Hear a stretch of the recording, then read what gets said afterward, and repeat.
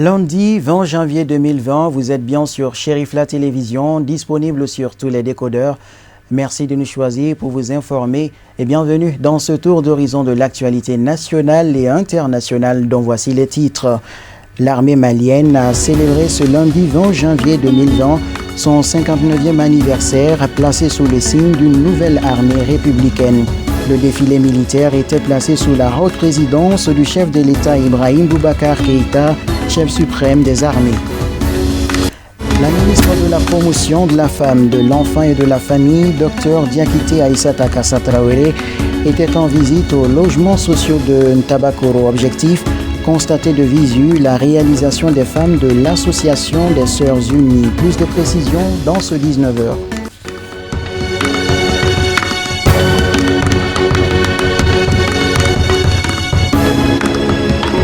Encore une fois de plus, bonsoir et merci de nous réitérer votre confiance. Je vous l'annonçais dans les titres. 20 janvier 1961, 20 janvier 2020, l'armée malienne a célébré ce lundi 20 janvier 2020 son 59e anniversaire, placé sous le signe d'une nouvelle armée républicaine. Le défilé militaire était placé sous la haute présidence du chef de l'État Ibrahim Boubacar Keïta, chef suprême des armées. C'est la place d'armes de la ville garnison de Kati qui a servi de lieu pour les festivités marquant ce 59e anniversaire de notre armée nationale. Amadou Kamara, Seydou Niari.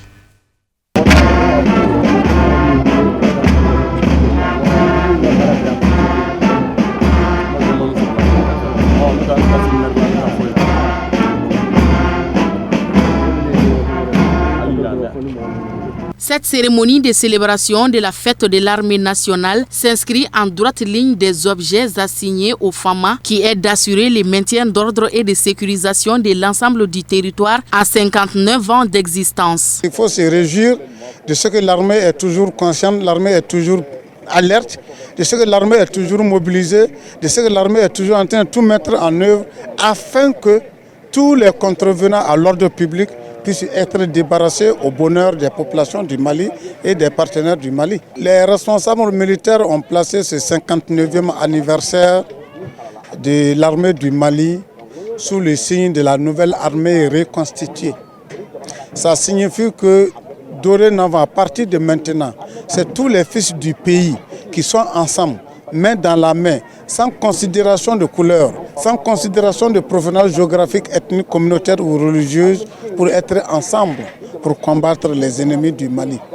Les autorités présentes à la cérémonie du défilé militaire ont bien apprécié les prouesses des FAMA qui se battent au quotidien pour sécuriser les personnes et leurs biens sur toute l'étendue du territoire national. C'est à la fois historique et symbolique. Je crois que cet événement est nécessaire. Ça permet à la population d'avoir confiance en son armée. Ça permet à la population de savoir qu'elle est sécurisée et qu'elle est protégée. Et je pense que vraiment, avec ce que nous avons vu aujourd'hui, c'est que la capacité d'équipement de l'armée a été suffisamment renforcée pour que vraiment que la victoire soit au bout des canons, Inch'Allah. Et nous prions le tout puissant, le très miséricordieux, le tout miséricordieux, de protéger ces hommes-là, ces enfants-là, qui n'ont aucun objectif que de défendre leur patrie. Je vous en prie, merci beaucoup. Merci, monsieur le Président. Depuis sa création, il a 29 ans. Malgré les soubresauts et les coups bas, l'armée continue de faire des exploits et seront toujours prêts à se battre pour défendre les drapeaux maliens au prix du sang. 59 ans d'existence, 59 ans de présence effective sur le terrain, 59 ans de combat acharné, 59 ans d'honneur, 59 ans de fierté. Donc nous sommes fiers de nos hommes, nous sommes fiers de ces hommes et de ces femmes qui ont décidé de donner leur vie pour la souveraineté du Mali, pour la protection du peuple malien, pour l'intégrité territoriale du peuple malien. Nous sommes à un moment extrêmement difficile de la vie de notre nation, mais nous savons que nos forces armées de sécurité, qui ont toujours été en mission pour le Mali, qui sont toujours battues pour le Mali, nos forces armées vont vaincre ces forces du mal, nos forces armées vont vaincre ces terroristes, nos forces armées vont vaincre tous ceux qui tentent de remettre l'existence même, la cohésion et le vivre ensemble dans notre pays. 59 ans, c'est trop, c'est peu dans la vie d'une nation, surtout dans la vie des forces armées de sécurité.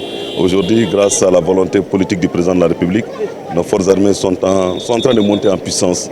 Le rayonnement moral est là, l'équipement nécessaire est là, mais ça ne suffit pas. Il faut également l'accompagnement des populations, puisque la guerre contre le terrorisme est une guerre extrêmement difficile. C'est une guerre asymétrique où l'ennemi n'a pas de visage, où l'ennemi est lâche. Mais nous savons une seule chose, l'engagement que nous avons vu aujourd'hui, la détermination que nous avons vu aujourd'hui de nos forces armées de sécurité nous rassure encore davantage. À noter que l'ambition, la devise et la mission de l'armée est d'assurer à tout moment et en toutes circonstances, contre toute forme d'agression, la sûreté et l'intégrité du territoire, ainsi que la sauvegarde de la vie des populations. Écoutons à présent les propos du président de la République, chef suprême des armées, à l'occasion de la célébration du 20 janvier, 59e anniversaire de l'armée malienne, placée sous les signes, je vous le disais à l'instant, d'une nouvelle armée républicaine. Il est au micro de notre équipe de reportage. Mon grand souci, la protection des hommes, la vie du militaire malien, la vie du soldat malien. Quand le typhoon est passé, j'ai pleuré. Parce que pour moi aujourd'hui, nos enfants ont des chances de s'en sortir et de vaincre. Ces années, on peut passer sur un engin explosif improvisé. Le matériel en dessous recevra le choc. Mais la vie des hommes se la sauve. C'est cela qui m'importe. Et cela est en œuvre aujourd'hui de manière fabuleuse, comme vous avez pu le constater. Donc quand nous disons que notre Maliba avance, ce n'est pas un slogan creux. Et aussi, j'ai aimé une chose aujourd'hui, l'hommage qui a été rendu à nos forces alliées, qui se battent avec nous, qui perdent des hommes ici sur le sol malien. Dès lors, tout discours contraire est anti-national, anti-patriotique, anti-malien. Et cela ne se doit pas. Un pays comme le Mali, qui de tout temps a mis au premier plan la dignité, l'honneur, s'honorerait davantage encore de marquer sa reconnaissance toujours à ceux-là, dont les enfants viennent ici, défendre les valeurs qui nous sont communes.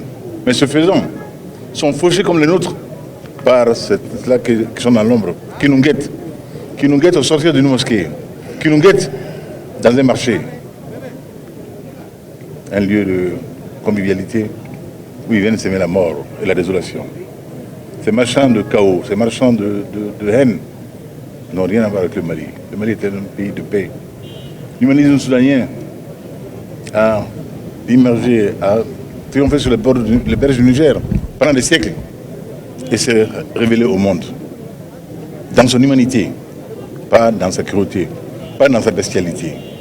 Cela n'est pas malien. Ce qui vient de se passer également à Mopti est de bel effet.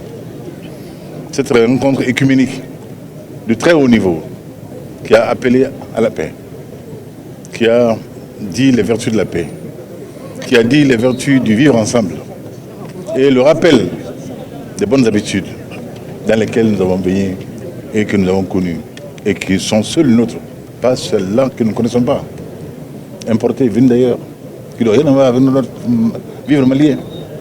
Donc aujourd'hui de venir ici à Kati, d'assister avec vous à cette ferveur autour de l'armée malienne, d'assister à ce défilé m'a singulièrement réchauffé le cœur. Surtout, de voir aujourd'hui que la vie du soldat malien est protégée. Elle sera protégée. Et Inch'Allah, sa bravoure, qui n'a jamais fait défaut, sera à l'or. Et je l'ai dit dans mon message hier, nous vaincrons, Inch'Allah. Nous vaincrons. Le terrorisme ne passera pas au Mali.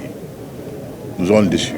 Notre peuple reprendra sa marche historique, belle à souhait. Et continuera son commerce avec le reste du monde dans une parfaite convivialité, comme cela a toujours été le cas. Vive les forces armées maliennes. Vive le Mali. Bonne fête à l'armée malienne et vivement le retour définitif de la paix sur l'ensemble du territoire. L'actualité nationale sous d'autres horizons.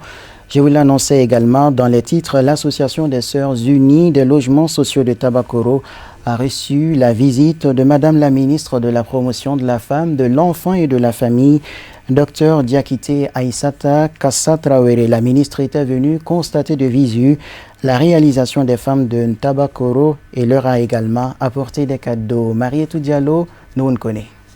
Fabrication de savon Kabakuruni, transformation agroalimentaire, les femmes de Ntabakoro, regroupées dans une association dénommée les Sœurs Unies des logements sociaux de Ntabakoro à Sulost, y s'attelaient pour subvenir à leurs besoins. Cette visite de Madame la ministre de la Promotion de la Femme, de l'Enfant et de la Famille, Dr Diakité Aïssata Kassatraoré, aura permis à ces femmes de démontrer leur savoir-faire et acquis depuis la création de l'association. Comblé de joie de la visite de Madame la ministre de la Promotion de la Femme, de l'Enfant et de la Famille, pour la découverte de nos produits confectionnés qui sont les savons liquides, savons lessives, Gabakuruni, eau de javel, fonio précuit, djouga et des kits appropriés offerts gratuitement par l'ANPE et sans oublier aussi l'ONG El Fadouk qui nous a doté récemment des machines à coudre. Je profite de l'occasion d'ailleurs pour remercier très sincèrement l'ANPE et l'ONG El Fadouk pour leur soutien majeur aux actions d'épanouissement de la femme malienne. Donc nous remercions Madame le ministre de la Promotion de la Femme et de l'Enfant et de la Famille d'avoir nous gratifié vraiment des matériels adéquats pour la savonnerie. Et je profite aussi de l'occasion au nom de toutes les associations de Tabakoro, de tous les regroupements de Tabakoro, que nous demandons à Madame le ministre de la Promotion de la Femme d'être notre fidèle porte-parole auprès du gouvernement pour que vraiment nous, à Tabakoro ici, nous puissions avoir des centres de formation, nous puissions avoir des centres de loisirs, nous puissions avoir des espaces vraiment adéquats pour le basketball, nous puissions avoir des marchés aussi. Dr Diakité Aïssata Kassatraoré, tout en saluant la bravoure des femmes de la Sulost, a réitéré son accompagnement avant de leur offrir des matériaux de fabrication de savon. Je suis là ce soir, c'est dans le cadre de l'accomplissement de mes devoirs, de venir vers les femmes, tous bords confondus, échanger avec mes sœurs, comprendre leurs difficultés et expliquer aussi les défis qui nous attendent en tant que femmes, en tant que mères, en tant que sœurs de ce pays. Et dire aussi le soutien des plus hautes autorités, à savoir son Excellence, Monsieur le Président de la République. J'ai toujours dit, la femme, l'épanouissement de la femme, l'autonomisation de la femme, la protection de l'enfant, c'est au centre de son agenda. Donc nous ne devons pas décevoir, nous devons nous donner la main, relever les défis sécuritaires, de cohésion sociale, de paix et de paix. Donc supportons-nous, finissons les querelles de leadership, ça ne nous fait pas avancer. Avançons, donnons-nous la main pour que nous puissions relever les défis. Créée en 2016, l'association des Sœurs Unies des logements sociaux de Ntabakoro à Sulost contribue au bien-être de la communauté à travers des activités de dons de sang, de dépistage du VIH-Sida, l'aide aux orphelins, des activités d'aide au développement, car quand la femme gagne, c'est au profit de la famille et de la société. L'actualité politique de ce journal à présent, les membres de l'association du Rassemblement pour le Mali RPM de la commune 5 du district de Bamako ont procédé à la rentrée politique du dit parti le samedi 18 janvier 2020 à la place du cinquantenaire sur la route de l'aéroport, couplé avec le don de sang qui entre dans le cadre des festivités du 20 janvier 2020. La cérémonie présidée par l'honorable Moussa Timbine, non moins secrétaire général de la dite section, a enregistré la présence des militants, sympathisants et partis amis invités de la majorité comme de l'opposition. Amadou Kamara, Ibrahim Koulibaly. La cérémonie a débuté par l'hymne national du Mali.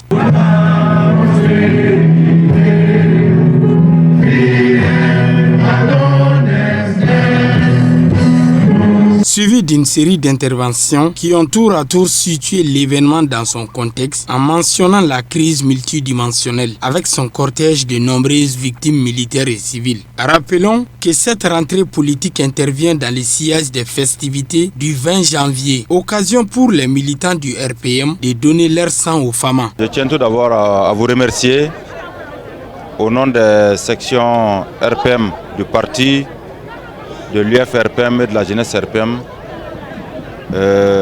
qui ont bien voulu organiser leur rentrée politique ici ce soir, 18 janvier, ça veut dire 2 jours du 20 janvier, qui est la fête anniversaire de l'armée nationale du Mali. Et comme vous l'avez demandé, je pense que par rapport à cette rentrée, nous avions souhaité non seulement placer cette rentrée sous le signe de la paix, mais aussi de la solidarité. Et c'est pour cette raison que nous avions opté, avant même la rentrée politique, en prélude de la rentrée, on a souhaité organiser des journées de don de sang à l'endroit de nos femmes.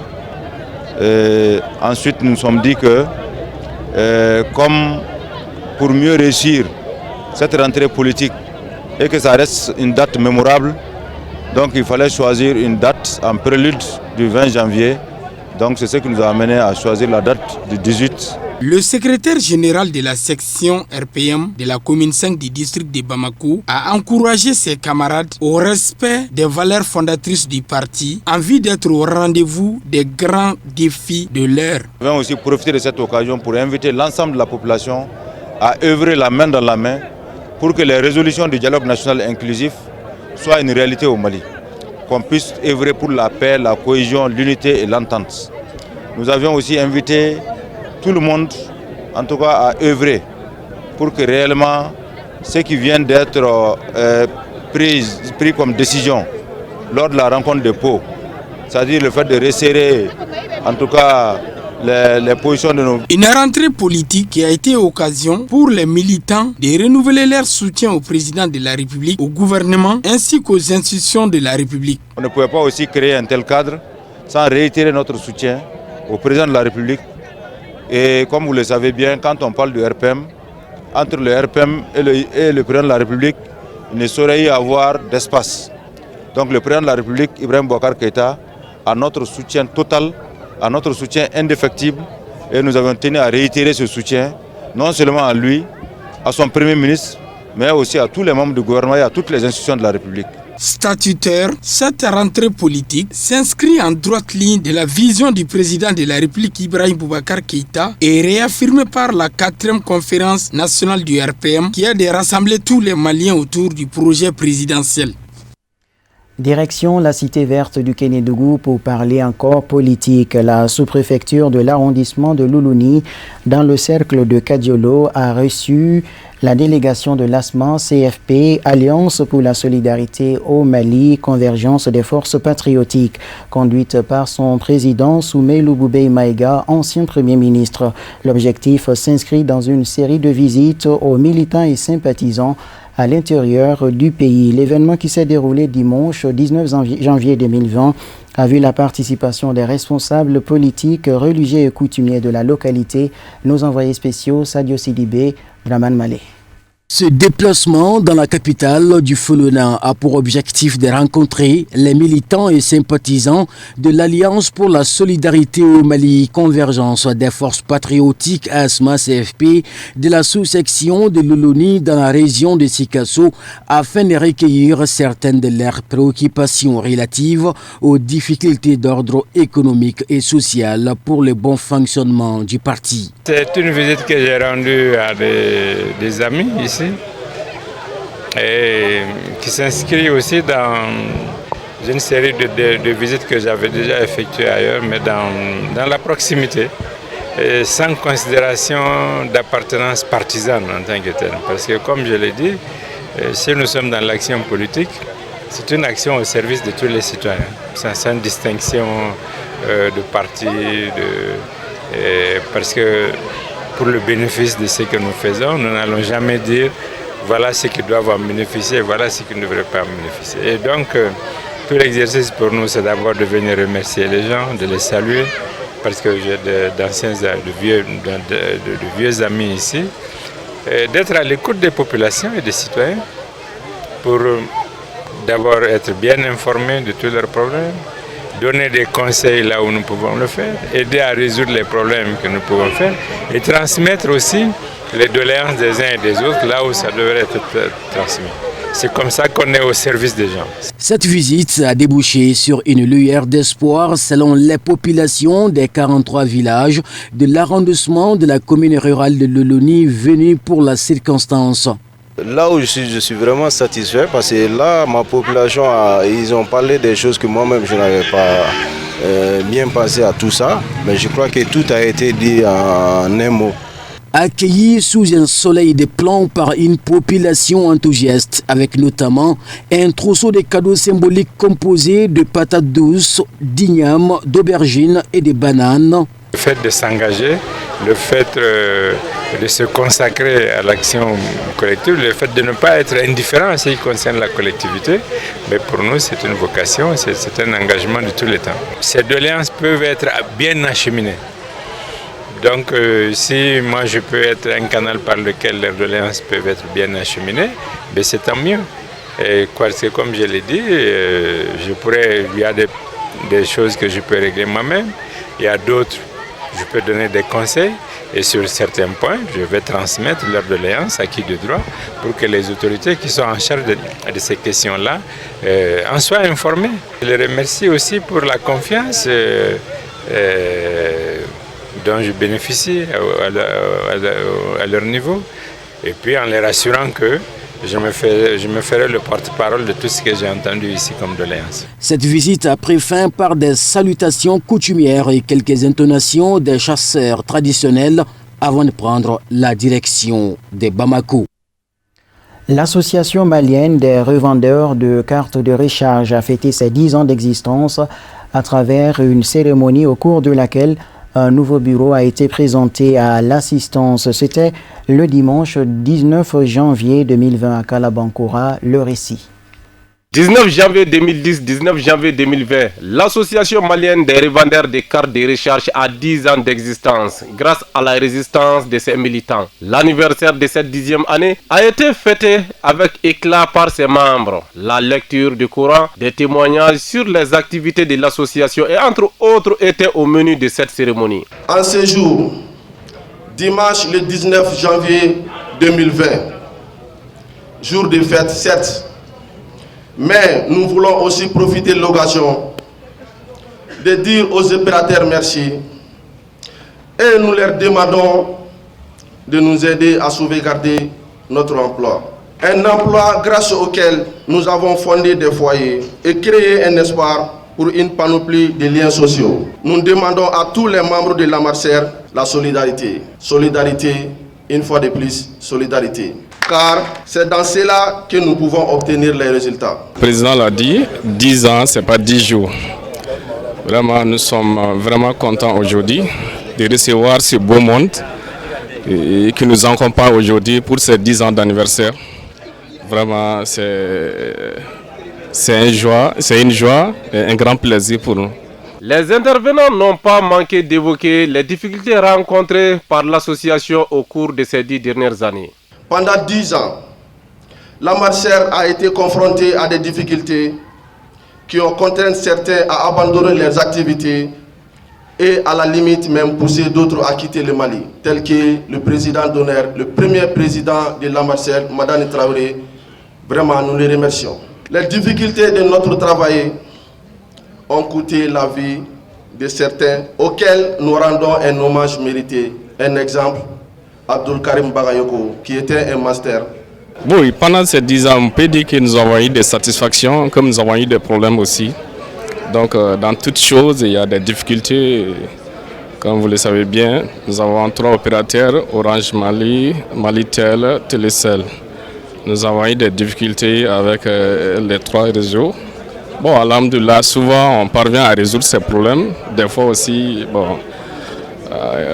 nous ne sommes pas contents. À la fin de la cérémonie, un nouveau bureau dirigé par Moussa Doumbia a été présenté à l'assistance pour défendre les intérêts de ses membres, suivi d'un cocktail.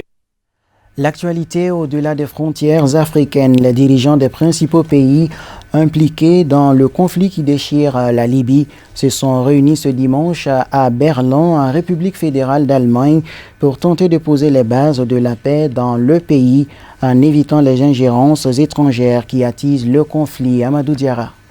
Ce sommet sous l'égide de l'ONU qui a réuni 11 dirigeants étrangers dont Vladimir Poutine, Emmanuel Macron, Boris Johnson, Recep Tayyip Erdogan et Angela Merkel s'est ouvert en début d'après-midi pour se poursuivre tard dans la soirée par l'adoption d'une déclaration commune, négociée depuis plusieurs semaines dans un contexte de fragile trêve des combats sur le terrain, outre la fin des émissions étrangères. Dans ce pays plongé dans le chaos et la guerre civile, sur fond d'appétit pétrolier et de rivalité politique régionale, l'accord devrait comprendre un engagement à respecter l'embargo sur les livraisons d'armes. Il a été décrété en 2011 par l'ONU, mais est largement resté lettre morte. Un appel à un arrêt total et durable des hostilités sur le terrain doit aussi être lancé, tandis que le débat sur l'éventuel envoi sur place d'une force internationale pour en vérifier la réalité gagne du terrain. La Turquie soutient en Libye le camp de Fayez al-Sarraj, le chef du gouvernement d'union nationale gênant, reconnu par l'ONU à Tripoli, mais qui ne contrôle qu'une petite partie du territoire, tandis que son rival Khalifa Haftar, l'homme fort de l'Est libyen, peut compter dans une grande mesure sur celui de Moscou, de l'Égypte, l'Arabie Saoudite et des Émirats Arabes Unis. Signalons que cette réunion a toutefois déjà fait plusieurs mécontents, le Maroc et la Grèce qui n'ont pas été invités, mais aussi la Tunisie qui a décliné une invitation jugée trop tardive. L'ONU espère surtout que cette conférence renforcera le cessez-le-feu entré en vigueur à l'initiative de la Russie et la Turquie. Jusqu'ici, la trêve a été plus ou moins respectée entre les deux camps rivaux aux portes de la capitale. Voyons à présent le tour d'horizon de l'actualité internationale en bref et en images, une compilation de Marietou Diallo. La réunion de relance du comité de suivi de l'accord de paix d'Alger s'est terminée dimanche à Bamako. Parmi les sujets évoqués, le retour de l'armée malienne reconstituée à Kidal. Il s'agit d'un contingent composé des forces armées maliennes FAMA et ex-combattants des groupes armés. La réunion de relance du comité de suivi de l'accord d'Alger a notamment abordé la question du redéploiement de l'armée malienne dans le nord et plus particulièrement à Kidal, localité toujours sous contrôle des ex-rebelles. Pour la première fois, une vraie discussion a eu lieu pour voir comment ce redéploiement pouvait se faire en espérant que le plus rapidement possible, ce bataillon puisse réellement se déployer à Kidal, a déclaré Mohamed Salah Anadif, représentant spécial de l'ONU au Mali, dont l'institution a été sollicitée pour faciliter ses retours. L'ancien président angolais José Eduardo dos Santos a assuré qu'il n'était pas impliqué dans les accusations de détournement de fonds publics reprochées à sa fille, la milliardaire Isabel dos Santos. Dans un courrier en date du 13 janvier consulté vendredi par l'AFP, l'ex-homme fort du pays est sorti du silence qu'il observe depuis le début de l'affaire qui vise sa fille aînée. Sans l'évoquer directement, il affirme y être totalement étranger. Le président de la République n'a jamais transféré d'argent public sur son compte ou à quelconque autre entité. Tout ce qui a été dit relève du mensonge, écrit M. Dos Santos.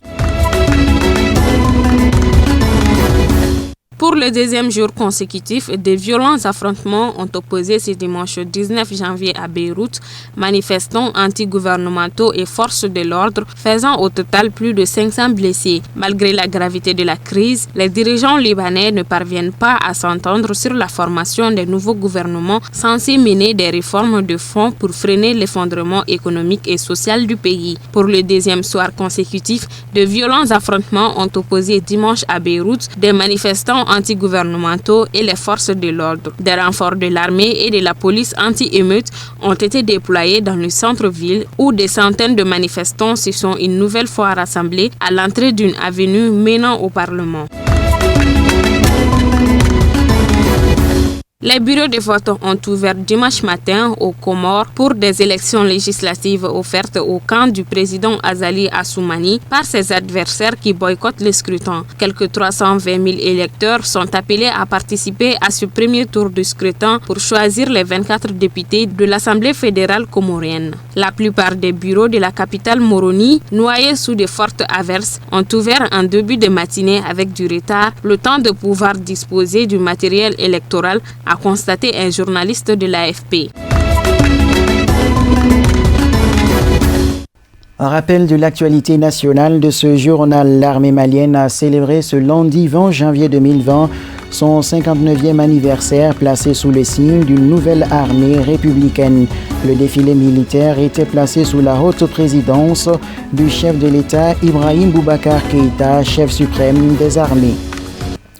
La ministre de la Promotion de la Femme, de l'Enfant et de la Famille, Dr Diakité Aïssata Kassa Traoré, était en visite aux logements sociaux de Ntabakoro. Objectif, constater de visu la réalisation des femmes de l'Association des Sœurs Unies. Voilà qui met fin à cette édition qui vous a été proposée par l'ensemble de la rédaction de Cherifla Télévision. Merci à vous de l'avoir suivi. Excellente suite de programmes sur Cherifla Télévision et à demain, Inch'Allah.